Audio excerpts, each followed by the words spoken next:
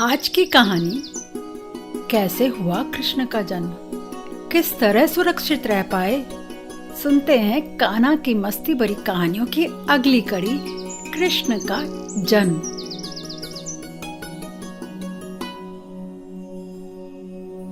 जब कृष्ण के जन्म का समय निकट आया तो आकाश में रोहिणी नक्षत्र उभर आया।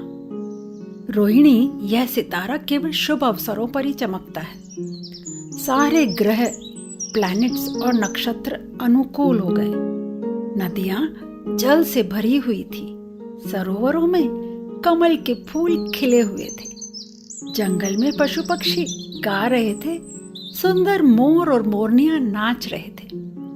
वायु अपने साथ सुगंधित फूलों की महक फैला रही थी।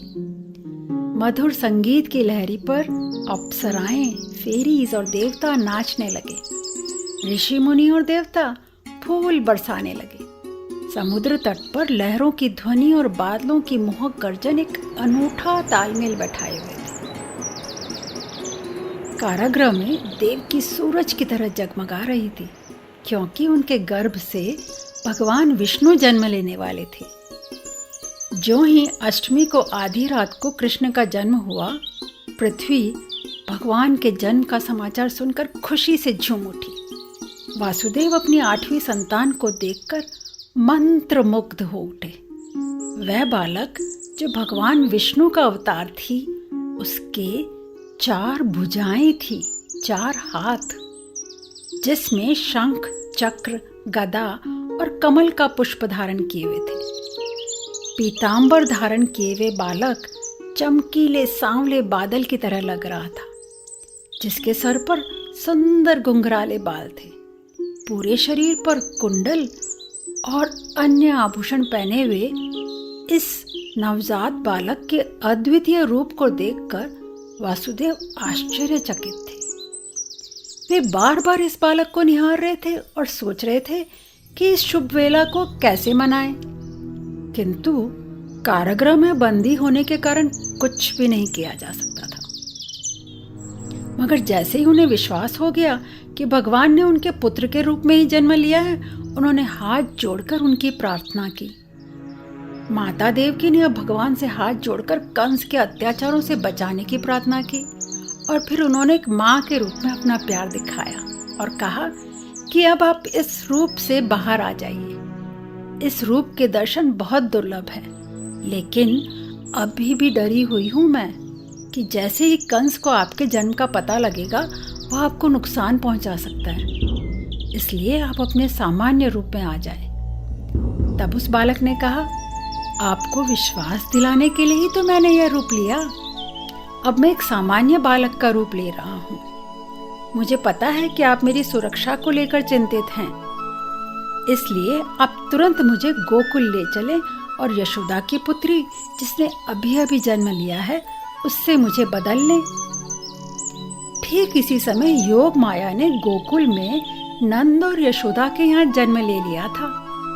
इस योग माया के प्रभाव से कंस के कारागार के पहरेदार और महल के सभी प्राणी गहरी नींद में सो गए। मुझे जल्दी से कृष्ण को सुरक्षित जगह पर पहुंचा देना चाहिए। यह कहकर वासुदेव ने कांपते हाथों से शिशु को अपनी गोद में उठा लिया। उनकी आंखों में प्रेम के आंसू उमड़ पड़े। बालक की जान बचाने के लिए बहुत जरूरी था कि उसे अपने से दूर कर दिया जाए। अभी तो उन्होंने अपने बच्चे को जी भरकर देखा भी नहीं था, और उसे अपने से दूर करने का निकट समय आ गया। अभी तो उन्होंने अपने बच्चे को जी भरकर देखा भी नहीं था, और उसे अपने से दूर करने का समय निकट आ गया। वसुदेव ने शिशु को लिटाने के लिए एक टोकरी में नरम पुआल मतलब सूखी धान की घास, वो रखी और देवती की पुरानी साड़ी बिछाकर उसका बिस्तर तैयार कर दिया।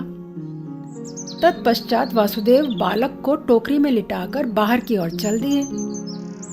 तभी अचानक से कारागार के दरवाजे पर लगी लोहे की सलाखें अपने आप खुल गईं। पहरेदार तो सो ही रहे थे। वसुदेव तेज कदमों से गोकुल की ओर रवाना हो गए। रात अंधेरी थी, लेकिन वासुदेव को सब कुछ ऐसे दिख रहा था जैसे सूर्य का प्रकाश फैला हो। वसुदेव उफनती हुई यमुना नदी के किनारे पहुंचे। गोकुल जाने के लिए उन्हें नदी जो पार करनी थी।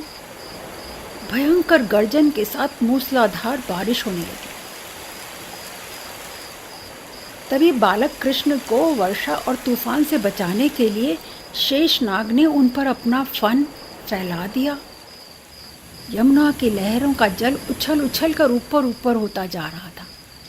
ऐसे में नदी पार करना बहुत कठिन था, लेकिन वासुदेव ने धीरज रखकर लहरों के बीच पहला कदम बढ़ाया। नदी उफान पर थी और पानी का स्तर ऊंचा होता जा रहा था। लेकिन ज्यों ही लहरों ने कृष्ण के पैरों को छुआ, पानी का स्तर अपने आप नीचे उतर गया। नदी के बीच एक रास्ता बन गया। वर्षा रुक गई और वासुदेव गोकुल के मुखिया नंद के महल की ओर बढ़ते चले गए। उन्होंने सोचा, अगर नंद के महल के दरबानों ने मुझे और मेरे पुत्र को साथ में देख लिया तो। लेकिन नंद के महल में पहुंचकर उन्होंने देखा, वहां भी सारे दरबान गहरी नींद में सो रहे थे। वासुदेव ने सोते हुए दरबानों को पार किया और उस कक्ष में पहुंच गए जहां यशोदा ने कन्या योग माया को जन्म दिया था। वसुदेव ने सावधानी से उस कन्या की जगह अपनी बालक को सुलाया और उस कन्या को अपनी टोकरी में रखा और तुरंत मथुरा की ओर चल पड़े। शीघ्र ही वासुदेव कारागार में पहुंच गए। देवकी गहरी नींद सो रही थी। उन्होंने देवकी के पास कन्या को सुला दिया। इसके साथ ही कारागार के सारे दरवाजे अपने आप बंद हो गए। सभी दरबान जाग गए। देवकी ने नवजात बच्चे की आवाज सुनकर आंखें खोली। जो कुछ कृष्ण के जन्म के समय हुआ उन्हें कुछ भी याद नहीं था। पहरेदारों ने एक बच्चे की किलकारियों की आवाज सुनते ही शोर मचा दिया। मथुरा के दुष्ट राजा कंस को तत्काल देवकी की 8वीं संतान के जन्म होने की सूचना भेजी गई। जब कंस को यह समाचार मिला तो वह दौड़ता हुआ आया और गरजते हुए बोला, 8वीं संतान कहाँ है? देवकी ने विनती की, भैया यह तो नन्ही सी बच्ची है। यह आप जैसे बड़े राजा का क्या नुकसान कर सकती है? कृपया इसके प्राण मत लो। कंस ठहाका मारकर हंसकर बोला, देवकी बहन, मैंने भविष्यवाणी सुनी है। मैं नहीं चाहता कि इस धरती पर ऐसा कोई जीव जीवित रहे जो मथुरा के राजा कंस के प्राण ले सके। यह कन्या भी आने वाले समय में मेरा काल बन सकती है, इसलिए मैं इसे जीवित नहीं छोड़ूंगा।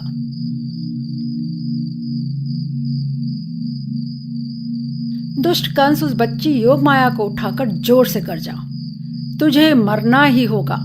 यह कहते हुए उसने उसे जमीन पर पटकने के लिए जैसे ही हवा में उठाया, कन्या हवा में उछली और आकाश में जाकर अपने असली रूप में आ गई।